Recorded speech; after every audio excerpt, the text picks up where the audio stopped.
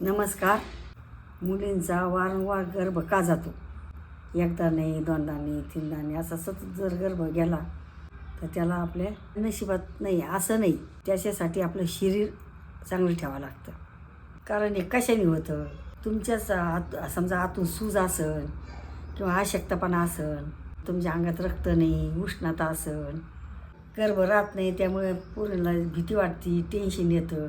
गर्भ राहिल्यानंतर तुम्ही जास्त काम करता, प्रवास करता, हे कामं नाही करायची. गर्भ राहावा यासाठी आधी 2-3 महिनेच तयारी करायची.